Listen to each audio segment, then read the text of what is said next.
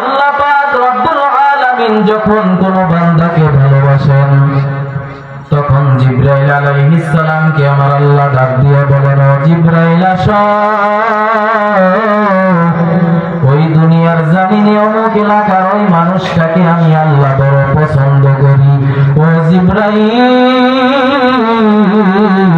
তুমি ওই বান্দাটাকে পছন্দ করে দাও। তুমি একা পছন্দ করলে হবে না, ওই বান্দাটাকে যেন সবাই পছন্দ করে। তোমার জিম্মায় সমস্ত ফেরেশতাদেরকেও বলো ওই বান্দাটাকে যেন ভালোবাসতে শুরু করে দাও। সমস্ত ফেরেশতারা তোমরা ভালোবাসলে হবে না, দুনিয়ার সমস্ত মাখলুককে জানাইয়া দাও, ও মাখলুকের দল, ওই বান্দাকে আল্লাহ ভালোবাসে, জিবরাইল আলাইহিস সালাম ভালোবাসেন, আমরা সমস্ত মালাকু আমরা সবাই ভালোবাসি।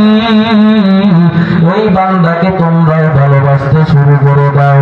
এই জন্য যেই বান্দা আল্লাহর পথে চলে তাদেরকে আমার আল্লাহ পাক রব্বুল আলামিন এমন পাওয়ার দেয়, যেই পাওয়ারের কারণে আমার আল্লাহর ওই বান্দাদেরকে সমস্ত মাখলুকাত পর্যন্ত সম্মান করতে শুরু করে দাও। ঠিক কিনা? জোরে বলেন ঠিক না? ঠিক। এজন্য আল্লাহর প্রিয় হওয়া লাগবে।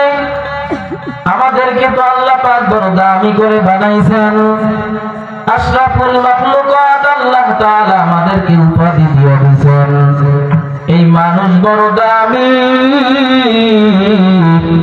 আল্লাহ পাক বলেন, ওয়ালাকাদ কাররামনা বানি আদম, আল্লাহ বলেন আমি বনি আদমদেরকে সম্মানিত করে বানাইছি।